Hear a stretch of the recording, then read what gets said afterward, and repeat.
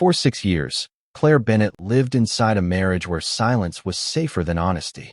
She learned how to apologize before questions were even asked. She learned how to study the sound of footsteps outside a bedroom door. She learned that fear could become so normal a person could mistake it for love. By the time she turned 32, the woman her friends once described as bright and fearless had become someone who flinched whenever a man raised his voice. The bruises on her body healed faster than the damage hidden underneath her smile. Her husband, Ethan Cole, never needed chains to keep her trapped. He used something stronger: isolation. He spent years convincing Claire that nobody would ever come looking for her if she disappeared. And on a freezing November night in Manhattan, after Ethan smashed her face into a kitchen counter hard enough to leave blood across the marble floor, Claire finally believed staying would kill her faster than running ever could. She grabbed the first thing she could reach, a red handbag sitting near the apartment door, threw on a wool sweater soaked with rainwater from earlier that evening, and ran into the storm without even taking her phone charger. The streets of Manhattan looked hollow beneath the downpour. Taxi lights blurred against wet pavement while crowds rushed past her without stopping. Claire kept one trembling hand against her ribs as she forced herself down the stairs into the subway station, terrified Ethan would appear behind her at any second. Her breathing became shallow when she heard footsteps echo through the tunnel, but it was only strangers heading home after another long night in the city. She stepped onto the nearly empty train seconds before the doors slammed shut. And for the first time in 6 years, Claire believed she might actually escape him. But then she noticed the man sitting beside her. At first, he did not move. He sat in complete silence wearing a charcoal suit, so perfectly tailored it looked untouched by the rain outside. His dark hair was combed neatly back, his expression unreadable beneath the dim subway lights. There was something deeply unsettling about the calm surrounding him. Most people on that train avoided Claire's swollen face out of discomfort.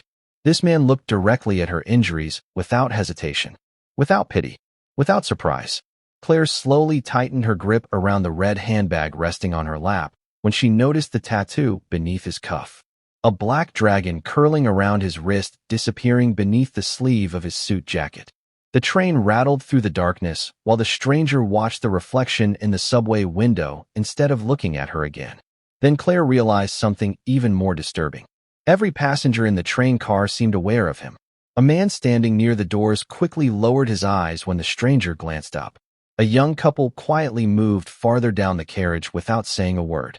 Nobody wanted to sit near him. Nobody wanted his attention.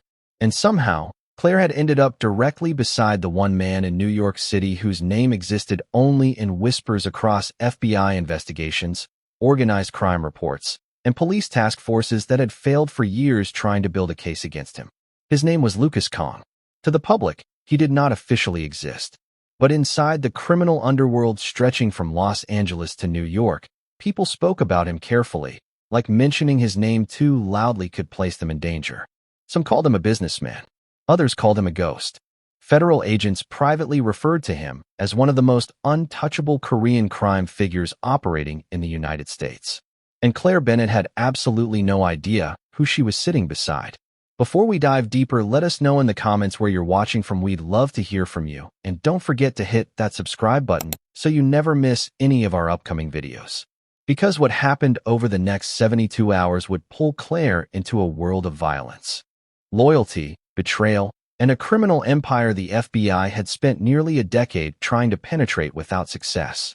And by the time the sun rose over Manhattan again, the husband who spent 6 years convincing Claire she was powerless would discover something that terrified him far more than losing control.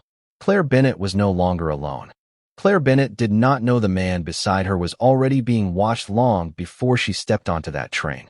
Hidden behind layers of federal investigations, anonymous corporate filings, encrypted accounts, and disappearing witnesses was a name that had circulated through organized crime divisions for almost 9 years. Lucas Kang. To ordinary people moving through Manhattan that night, he looked like another wealthy businessman returning home after work. Calm posture, expensive watch, tailored suit. But inside law enforcement circles stretching from New York to California, his name carried a different meaning entirely. Detectives who spent years building cases against violent syndicates described him carefully, almost cautiously, as if speaking too confidently about him invited consequences. One retired investigator later admitted that every informant connected to Lucas Kang eventually vanished, withdrew testimony, or turned up too frightened to continue cooperating. Nobody could ever place him directly at the scene of a crime. Nobody could ever prove anything. Yet somehow, every rival organization challenging his influence eventually collapsed from the inside. Businesses burned overnight. Entire financial networks disappeared. Witnesses recanted statements. And men who once claimed they feared nobody suddenly became silent whenever his name entered a conversation. To police departments, Lucas Kang was less like a criminal and more like a shadow moving between investigations without leaving fingerprints behind. To rival gangs operating across the East Coast, he was something even more dangerous. He was the man people blamed when powerful figures disappeared without warning. He was the reason armed crews refused to cross certain neighborhoods after midnight. And to the people working beneath him, the men trusted with protecting his empire, Lucas Kang represented a level of discipline that bordered on terrifying. He did not scream. He did not threaten people publicly. He never needed to. One former associate once described the atmosphere around him by saying the silence was always worse than anger because anger at least gave people hope they might survive. Lucas Kang rarely showed emotion at all. That was what frightened people most. Claire sat beside him without understanding that every person in the subway car had already sensed what she could not. Power. The kind of power that did not need attention to dominate a room. The kind that made grown men avoid eye contact instinctively. And while Claire struggled to steady her breathing, Ethan Cole was tearing through Manhattan searching for her with the obsession of a man losing ownership over something he believed belonged to him. He drove through rain-soaked streets, gripping the steering wheel hard enough to whiten his knuckles, while replaying the image of Claire running from their apartment. Ethan had spent years controlling every corner of her life. Her finances, her friendships, her confidence, her fear. The thought of losing that control was beginning to rot something inside him. He called her phone repeatedly, knowing she would not answer. He contacted the only remaining friend Claire still secretly spoke to. He checked bus terminals, train stations, cheap motels, and emergency clinics. Then finally, just after midnight, Ethan received something that made his blood run cold. A blurry image taken from subway security footage.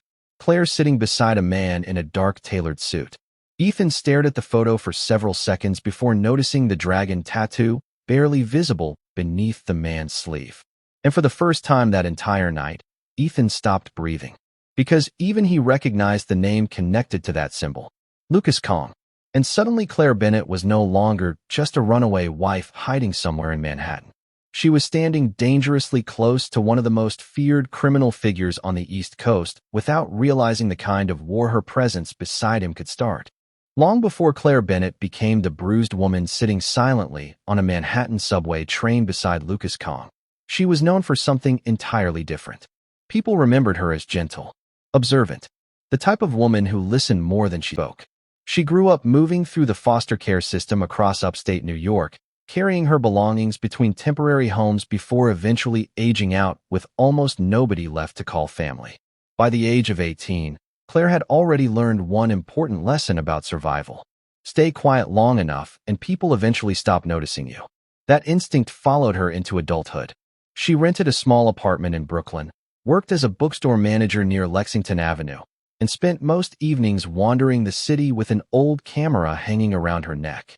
Photography became the one place where Claire felt visible without needing attention. She photographed ordinary things most people ignored. Rain against taxi windows, couples arguing outside restaurants, men reading newspapers alone in subway stations. Her coworkers described her as calm, intelligent, and deeply private. She smiled often, but nobody could ever tell what she was truly thinking. Then she met Ethan Cole. At the time, Ethan looked like stability. He was older than Claire by nearly 10 years and carried himself with the confidence of a man used to controlling situations. Former military contractor, private security consultant, disciplined, focused, protective. At least that was how he presented himself during the beginning. Men like Ethan rarely introduce themselves as monsters. They arrive carefully assembled into whatever version feels safest to trust. In the early months, Ethan remembered small details about Claire nobody else noticed. He brought her coffee during long bookstore shifts, walked her home at night, fixed things inside her apartment without being asked. After growing up without consistency or protection, Claire mistook his intensity for love.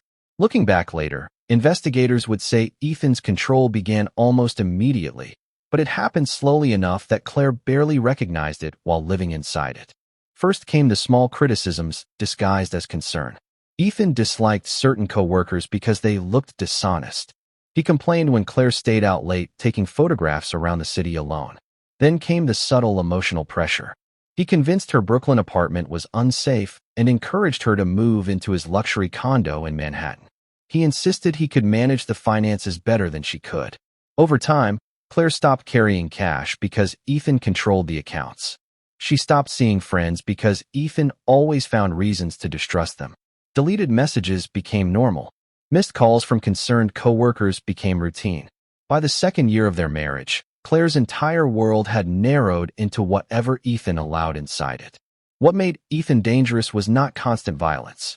It was precision. He understood psychological warfare better than most trained interrogators. He knew exactly how much affection to provide after moments of cruelty, exactly how long to withdraw emotionally before Claire blamed herself for his anger. He never exploded randomly. His control was strategic, calculated. Every apology Claire made strengthened his authority over her. Every compromise erased another piece of independence. And when physical violence finally entered the marriage, Ethan treated it like discipline instead of rage. That distinction changed everything. One night during dinner, Claire accidentally dropped a wine glass onto the kitchen floor. The sound shattered through the apartment. Ethan looked up slowly from his plate without saying a word. Claire immediately froze. Not because he shouted, because he didn't. Ethan simply stared at the broken glass while the silence inside the room thickened. Then he folded his napkin carefully onto the table and stood up. Calmness from men like Ethan was always more frightening than anger. Claire began apologizing before he even reached her. Later, when coworkers noticed makeup covering bruises near her jawline, Claire claimed she had slipped carrying groceries upstairs. Nobody questioned it because Ethan always appeared charming in public. That was another part of his control. Reputation. He donated to charities, attended business events, spoke politely. Men like Ethan understood appearances better than most politicians.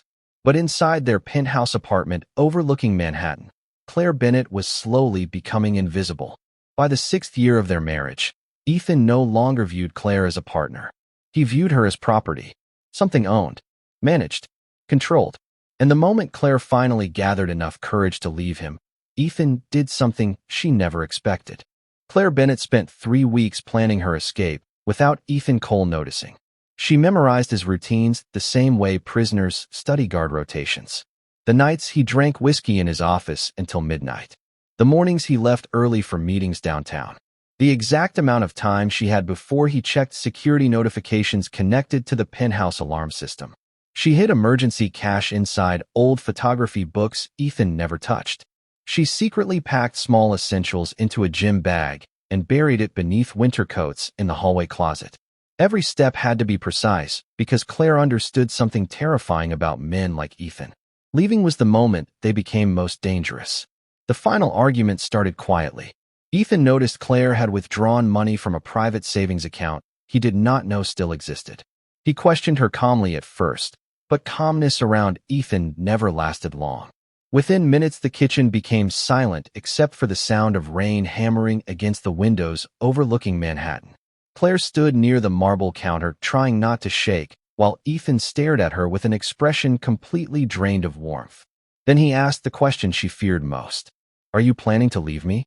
Claire said nothing, and Ethan struck her hard enough to split the corner of her mouth against the countertop. Blood spread across the marble, while Claire collapsed onto the floor, gasping for breath. Ethan immediately grabbed her arm and forced her upright, his voice suddenly softer now, almost disappointed. That shift in tone frightened Claire more than the violence itself. Men like Ethan always wanted control restored quickly after brutality. But this time something inside Claire finally broke loose from fear. While Ethan stepped away to answer a phone call vibrating in his office, Claire grabbed the emergency bag hidden inside the closet, threw on her red sweater, and ran. By the time Ethan realized she was gone, Claire was already disappearing into the storm outside. Manhattan looked drowned beneath freezing rain that night. Water streamed through the streets while taxi horns echoed between buildings. Claire pushed through crowded sidewalks with tears mixing into the blood near her lip. Her phone battery dropped lower with every unanswered call from Ethan lighting up the screen. 15%, 10%, 5. She turned the phone off completely before descending into the subway station, terrified Ethan might still track her location. Meanwhile, 40 blocks away, Ethan stood inside their penthouse staring into the empty closet where Claire's belongings used to be. For several seconds, he remained perfectly still. Then he noticed something that made his expression change completely. Claire had taken her passport. Ethan immediately understood this was not another temporary argument. She intended to disappear. Rage moved through him slowly like pressure building beneath steel. He called every contact he trusted inside private security circles across Manhattan. Then he checked subway surveillance access through a former client connected to city transit systems. Ethan was already hunting her before Claire even stepped onto the train. Inside the nearly empty subway carriage, the atmosphere felt strangely heavy. Claire sat near the far end, gripping her red handbag against her chest, while rainwater dripped from her sleeves onto the floor. The fluorescent lights above flickered softly as the train rattled through underground tunnels. Then the man beside her shifted slightly for the first time. Claire noticed the charcoal overcoat first. Expensive, tailored, impossibly clean despite the storm outside. Then the silver watch beneath his sleeve. Then the black dragon tattoo curling around his wrist, disappearing beneath a leather glove. Lucas Kang sat with the stillness of someone completely comfortable in dangerous environments. He did not fidget. He did not glance around nervously like everyone else riding the train after midnight. His posture remained relaxed, but there was something deeply controlled beneath that calmness. Claire looked down and realized blood from her wrist had smeared across her fingers. Without speaking, Lucas removed a folded white handkerchief from his coat pocket and slid it toward her across the seat. No smile, no expression. Claire hesitated before taking it. Then Lucas finally spoke. "Your husband did that."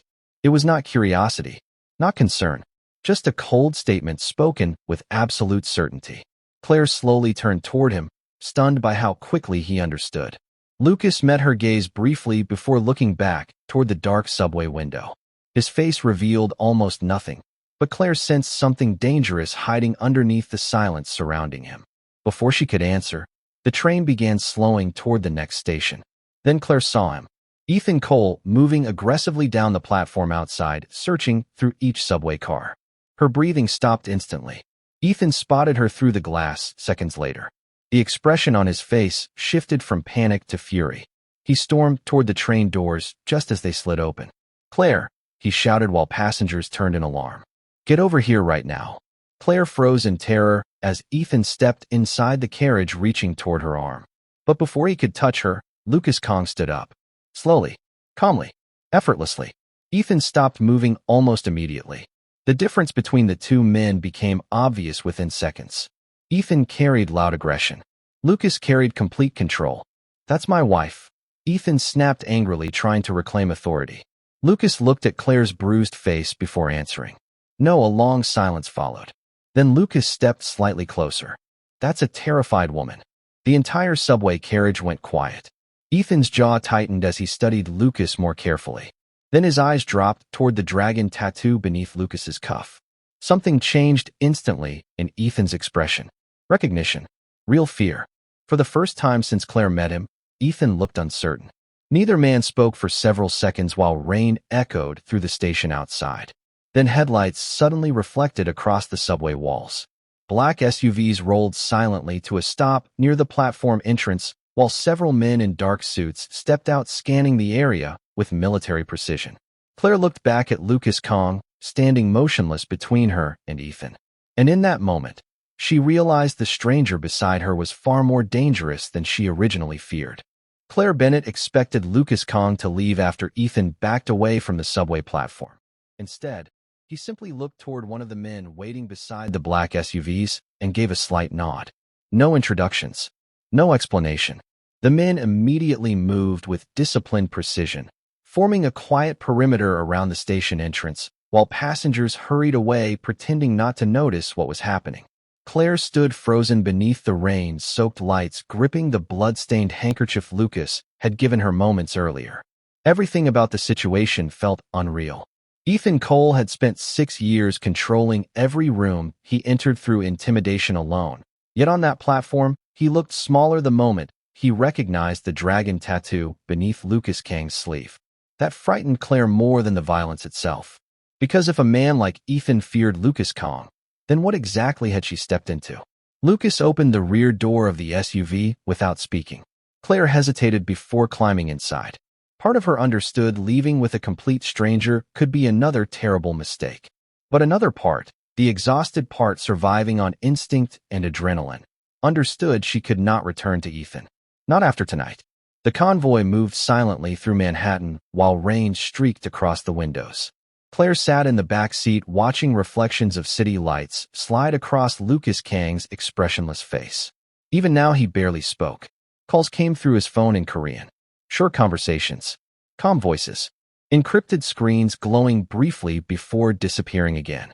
Every man surrounding him behaved with the same unsettling discipline. Nobody asked unnecessary questions. Nobody interrupted him.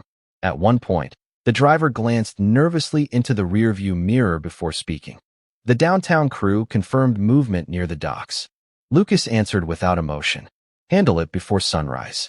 That was all. No threats. No raised voice. Yet the silence afterward carried enough weight to make the vehicle feel colder. 20 minutes later, the convoy approached a towering glass skyscraper overlooking the East River. The building itself looked less like a residence and more like a private fortress hidden behind luxury architecture. Armed security stood beneath the entrance canopy scanning every arriving vehicle, while discreet cameras tracked movement from every angle. Claire noticed several guards subtly lowering their heads when Lucas stepped from the SUV. Respect was expected here. Immediate. Absolute. Inside the lobby, polished black marble reflected soft gold lighting across massive walls decorated with Korean calligraphy and antique artwork displayed behind protective glass. The atmosphere balanced elegance with intimidation so perfectly it became difficult to separate wealth from danger.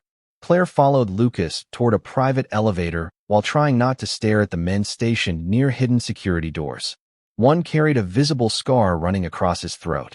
Another had tattoos partially hidden beneath his collar similar to Lucas's dragon symbol. Nobody smiled. Nobody spoke unless spoken to. As the elevator climbed higher above Manhattan, Claire finally realized she had entered a world operating completely outside ordinary life. When the doors opened, the penthouse stretched across the entire top floor of the tower. Floor-to-ceiling windows overlooked the city, while massive surveillance screens displayed camera feeds from locations Claire did not recognize. A long table covered in digital maps and encrypted devices occupied one side of the room. On another wall hung framed newspaper articles written in Korean beside photographs of business leaders, politicians, and men whose faces had been partially blacked out. Claire noticed one section displaying printed FBI evidence boards connected with strings and surveillance photos. Lucas Kang's image appeared repeatedly across the board, but every headline used the same language. Suspected ties. Alleged connections. No charges filed. No confirmed. Evidence. Claire slowly began piecing together what law enforcement had failed to prove publicly for years. Lucas Kang was not simply wealthy. He was connected to something much larger hiding beneath the surface of New York City. Claire thought she escaped one dangerous man. The reality seemed to whisper around her. But she had unknowingly entered the orbit of someone far more powerful. A woman employed somewhere inside Lucas's organization eventually guided Claire toward a private guest suite stocked with clean clothes and medical supplies. Claire flinched instinctively when the woman reached toward the bruise near her face. Lucas noticed immediately from across the room. His eyes narrowed slightly, while Claire apologized under her breath without even thinking. Sorry, she whispered automatically. The room went quiet. Lucas looked at her carefully before speaking for the first time since entering the penthouse. You apologize before people speak. Claire lowered her eyes instantly. Lucas stepped closer slowly, his voice calm enough to make every word feel heavier. That means someone trained fear into you. Claire felt something shift inside her hearing those words spoken out loud. Ethan had spent years convincing her the abuse was normal, necessary, her fault. But Lucas said it differently, like he recognized the pattern immediately because he had seen it before. Claire looked up at him uncertainly, and for the first time that night, the emotionless control surrounding Lucas Kang seemed to crack slightly around the edges. Not weakness, recognition. He walked toward the window, overlooking Manhattan before speaking again, quieter this time. I grew up learning the same lesson. Claire frowned slightly. Lucas kept his eyes on the skyline. No family, no protection, no one coming to save you. The words sounded practiced, almost detached, but something buried underneath them carried genuine memory. Claire suddenly realized the terrifying control surrounding Lucas Kang had not come from privilege or luxury. It came from survival. Years earlier, before the suits, before the armed security, before federal investigations and whispered rumors across organized crime circles, Lucas Kang had been another abandoned child learning how dangerous the world could become when nobody protected you. That revelation changed something important. For the first time since entering the penthouse, Claire no longer saw only danger when she looked at him. She saw someone who understood isolation so deeply he built an empire to ensure nobody could ever use it against him again. But while Claire Bennett was beginning to feel something dangerously close to safety inside the glass tower overlooking Manhattan, Ethan Cole was preparing to destroy everything. Ethan Cole stopped thinking like a husband the moment Claire Bennett disappeared into Lucas Kang's world. By the following morning, obsession had replaced whatever remained of reason. The penthouse apartment overlooking Manhattan looked abandoned except for the evidence of Ethan's unraveling scattered across every surface. Half-empty whiskey bottles lined the kitchen counter beside surveillance photographs, printed from subway security footage. Claire's face appeared repeatedly across the images, frozen beside Lucas Kang under the harsh fluorescent lights of the station platform. Ethan stared at those photographs for hours searching for details he missed the night before. The posture, the tattoo, the way armed men arrived seconds after Lucas stepped off the train. Ethan understood enough about organized crime to recognize what he was dealing with, and the realization poisoned him slowly from the inside. Claire had not escaped into hiding. She had somehow fallen under the protection of a man federal agencies failed to touch for years.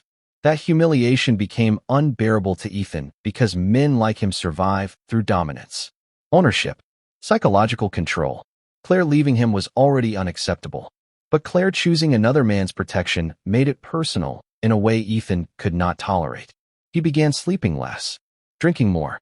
Burner phones started appearing throughout the apartment beside handwritten addresses and names connected to Korean criminal networks operating near the docks. Ethan contacted people he once swore he would never deal with again. Former clients, weapons suppliers, private contractors, men who specialized in disappearing problems quietly. By the third day, Ethan no longer cared about consequences. He only cared about getting Claire back and destroying the man standing between them. What Ethan failed to understand was that Lucas Kang's influence stretched far beyond Manhattan luxury towers and whispered FBI investigations. There were rival organizations watching him, constantly waiting for the smallest weakness to expose itself. And Claire Bennett had just become the weakness everyone noticed. Deep inside a warehouse near the industrial waterfront in Queens, Ethan sat across from men carrying the same dragon tattoos arranged differently beneath their collars and wrists. Rival Korean syndicates. Competitors pushed out of territories Lucas controlled years earlier. The room smelled like gun oil, expensive cigarettes, and damp concrete. Hidden weapons rested beneath tables stacked with cash, while maps of shipping routes covered nearby walls. Nobody trusted Ethan completely, but desperation made him useful. He offered information in exchange for help locating Claire and damaging Lucas Kang's organization from the inside. Security patterns, financial contacts, names connected to Lucas's legitimate business operations. Ethan traded everything he knew because hatred had finally become stronger than self-preservation. Across the city, federal investigators monitoring organized crime activity noticed the sudden increase in encrypted communication surrounding Lucas Kang's network. Surveillance boards inside FBI offices lit up with movement between rival crews across Manhattan and Queens. Agents who spent years trying to force cracks inside Lucas's operation quietly realized something had changed. A civilian woman named Claire Bennett was suddenly appearing inside intelligence reports connected to escalating tensions between Korean syndicates. Nobody fully understood why yet, but they knew violence usually followed moments like this. Meanwhile, inside the glass tower overlooking the East River, Claire Bennett was experiencing something unfamiliar for the first time in years. Quiet. Not the fearful silence Ethan created inside their marriage. Real quiet. The kind without tension hiding underneath it. Lucas Kang remained difficult to understand, but his presence inside the penthouse never carried the unpredictability Claire spent years surviving around Ethan. Everything around Lucas felt controlled with surgical precision. Conversations stayed measured. Movements deliberate. Even the men working security throughout the building operated with disciplined calmness rather than intimidation. Claire slowly realized fear functioned differently in Lucas's world. Here, control came through certainty, not chaos. One evening, Lucas found Claire standing alone near the massive penthouse windows overlooking Manhattan. She stiffened instinctively when he approached, and Lucas noticed immediately. "Look at me," he said calmly. Claire hesitated before lifting her eyes. Lucas studied her posture carefully. "Ethan trained you to lower your eyes before conflict," he said. "That keeps people psychologically above you." Claire swallowed quietly while Lucas adjusted the sleeve of his charcoal shirt. "Predators understand body language better than most psychologists," he continued. "Fear announces itself before words ever do." Over the next several days, Lucas began teaching Claire things that had nothing to do with violence. He taught her how to hold eye contact without apologizing for existing, how to stand still instead of shrinking inward when uncomfortable, how silence could become a weapon instead of weakness. Sometimes he would stop mid-conversation and simply tell her to straighten her posture. Other times, he would make her repeat simple answers without uncertainty in her voice. It was never cruel, never controlling. Lucas approached emotional discipline the same way military instructors train composure under pressure. Claire slowly began understanding why men feared him so deeply. Lucas Kang mastered himself before he ever learned how to control an empire. And that discipline changed the atmosphere around him completely. The bruises on Claire's face gradually faded, but something deeper was changing too. Ethan spent years conditioning her to disappear emotionally whenever conflict appeared. Lucas was teaching her the opposite. Presence, control, certainty. For the first time since childhood, Claire Bennett no longer felt invisible inside a room. But while Claire's fear slowly transformed into confidence high above Manhattan, Ethan Cole was setting something catastrophic into motion below the city streets. Late that night, Lucas stood inside the surveillance room studying encrypted reports moving across several monitors when the entire penthouse suddenly shifted into lockdown mode. Red warning lights activated across the walls. Security alarms echoed sharply through the tower. Armed men reached for concealed weapons while digital. The first alarm sounded just after midnight. A sharp electronic pulse cut through the penthouse, followed by the sudden locking of every elevator shaft inside the building. Claire Bennett looked up immediately from the security table where she had been reviewing surveillance feeds with Lucas Kang's team. For the past 2 days, the atmosphere inside the tower had transformed into something closer to a military command center than a luxury residence. Armed guards rotated through every entrance. Encrypted calls arrived every hour. Rival movements across Queens and the Jersey docks were tracked on massive digital maps covering entire walls. And somewhere inside the middle of it all stood Claire, the woman who accidentally became the center of a conflict much larger than she ever imagined possible. Red emergency lights flooded the hallways seconds later as backup generators activated across the tower. One of Lucas's men rushed toward him holding an earpiece tightly against his head. "Perimeter breach on the lower east entrance," he said quickly. 3 vehicles forced through the checkpoint. Another voice shouted from the surveillance room. "We lost cameras on levels 12 through 15. Claire felt her chest tighten instinctively, but when she turned toward Lucas Kang, his expression had not changed at all. That calmness frightened people more than violence ever could. While armed men rushed through the penthouse securing exits and loading weapons, Lucas simply adjusted the cuff of his charcoal shirt and studied the security monitors in complete silence. Men around him moved faster whenever he became quieter. That was something Claire had begun to notice. Panic never reached him. Pressure seemed to sharpen him instead. "Seal the upper floors," Lucas said calmly. "Nobody enters the penthouse without my authorization." The room immediately obeyed. Claire realized the men surrounding him were not loyal because of fear alone. They trusted him completely. That kind of loyalty could not be purchased through money or intimidation. It had to be earned through survival, through discipline, through certainty. Minutes later, armed figures appeared inside the lower corridors of the building, moving tactically beneath the red emergency lights. Some wore masks. Others displayed tattoos connected to rival Korean syndicates operating across the East Coast. Claire watched the surveillance screens in disbelief as violence spread floor by floor toward the upper levels. Then suddenly one of the cameras captured a face she recognized instantly. Ethan Cole. He moved beside armed men carrying a rifle across his chest while shouting directions toward the elevators. Claire felt cold all over. Ethan was no longer trying to bring her home. He was trying to destroy Lucas Kang's entire organization to reclaim control over her. One of Lucas's security commanders cursed under his breath while studying another monitor. "He sold information to both syndicates," the man muttered. "That idiot played both sides." Lucas remained motionless for several seconds before answering quietly. "Which means both sides will kill him once they realize it." Claire slowly looked toward the surveillance feed again. Ethan had crossed a line he did not fully understand. By feeding intelligence to multiple rival factions, he had turned himself into a liability inside a criminal world where betrayal was answered with execution. And somehow, his obsession with controlling Claire Bennett had dragged everyone into open war. The power inside the penthouse shifted when the attackers finally reached the upper floors.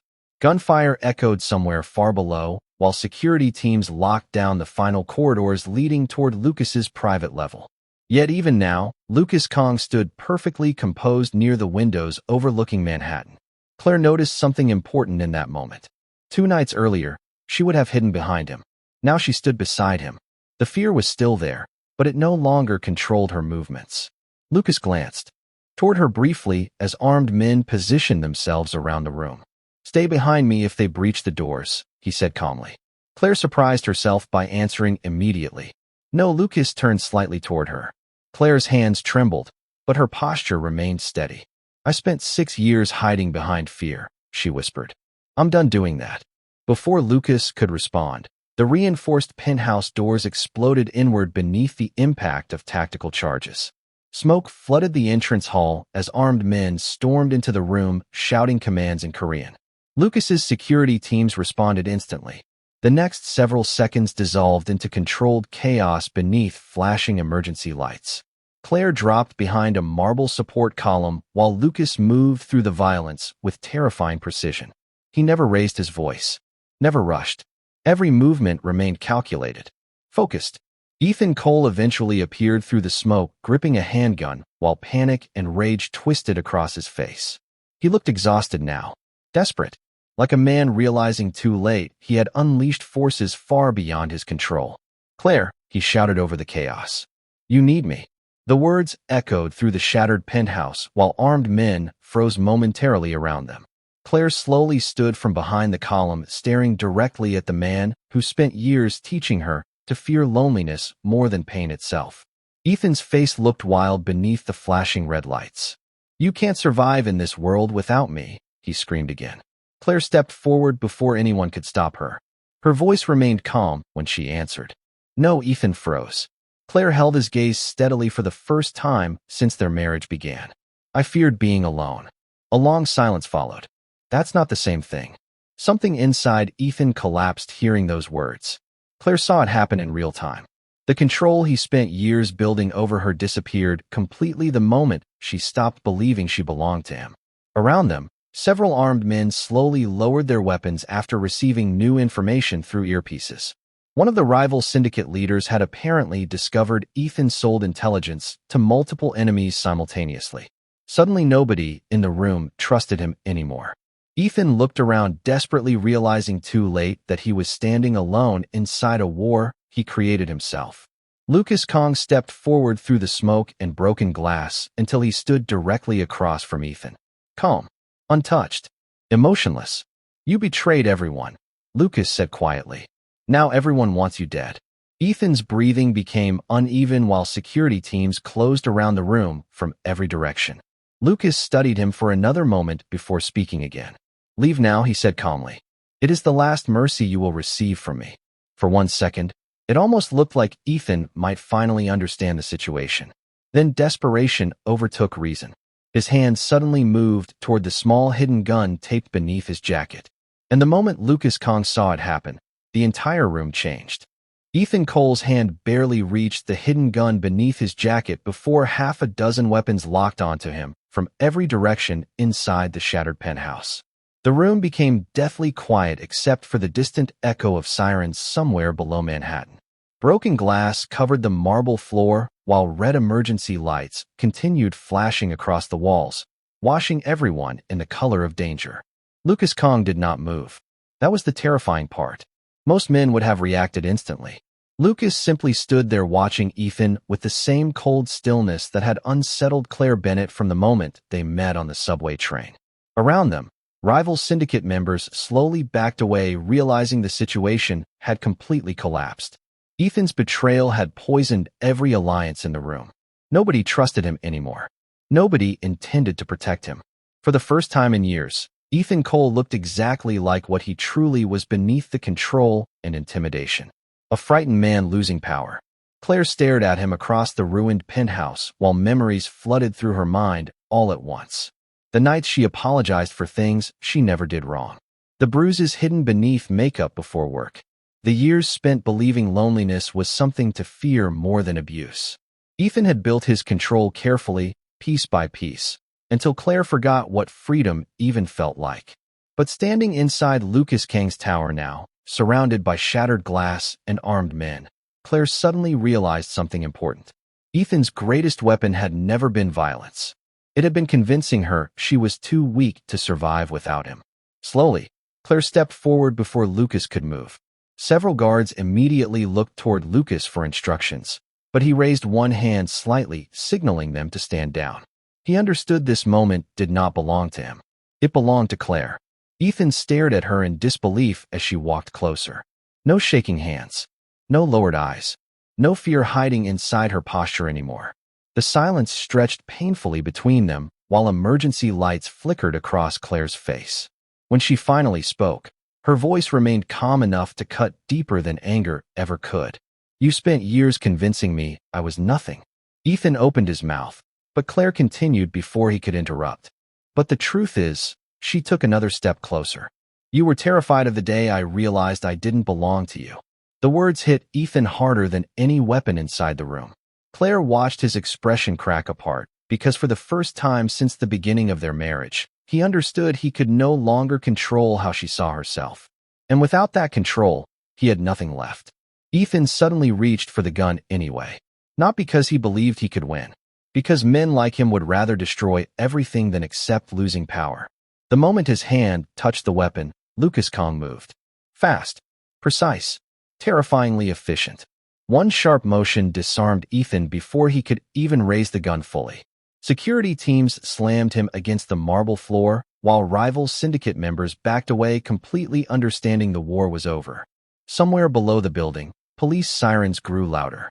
Several rival leaders had already fled, knowing federal investigations would explode after tonight's violence. Ethan screamed Claire's name while guards restrained him, but she no longer reacted to the sound of his voice. That was the final transformation. The fear was gone. Hours later, federal agents stormed multiple warehouse locations connected to the rival syndicates Ethan betrayed. Arrests spread across Manhattan and Queens before sunrise. Financial networks collapsed. Smuggling operations disappeared overnight.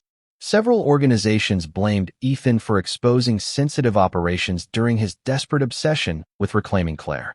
By the following week, rumors spread quietly through criminal circles that Lucas Kang had emerged stronger than ever after the conflict. Rivals, who once challenged him, disappeared from the city entirely. Officially, Ethan Cole was arrested during an organized crime investigation connected to illegal weapons trafficking and conspiracy charges. Unofficially, nobody inside the criminal underworld expected him to survive prison for very long after betraying multiple syndicates simultaneously. But Claire Bennett stopped caring what happened to him the moment She reclaimed ownership over herself. Days later, Manhattan finally looked peaceful again beneath the early morning skyline. Claire stood beside the massive penthouse windows wearing one of Lucas Kang's oversized black sweaters while sunlight spread slowly across the city below. The bruises on her face had faded almost completely now, but the real change existed deeper than appearances. Claire no longer moved like someone apologizing for existing. She stood differently, spoke differently. Even the silence around her felt stronger. Lucas approached quietly beside her holding 2 cups of coffee. For several moments, neither of them spoke. They simply watched the city together in comfortable silence high above the streets where their lives collided only days earlier. Claire eventually glanced toward him. "You could have left me on that train," she said softly. Lucas looked out across Manhattan before answering. "I know." Claire studied him carefully. The mysterious man from the subway still carried the same controlled stillness, the same dangerous calmness hidden beneath tailored suits and dragon tattoos. But now she understood something most people never would. Lucas Kang did not save her because he saw weakness. He saved her because he recognized survival. Some people survive violence. The story of Claire Bennett seemed to whisper across the skyline. Others become unrecognizable because of it. Lucas stood beside her silently while morning light filled the penthouse. But Claire Bennett became something far more dangerous.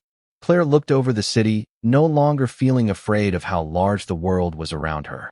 Someone who would never be powerless again. Do you think Lucas Kang truly saved Claire? Or did he pull her into an even darker world? Let us know in the comments.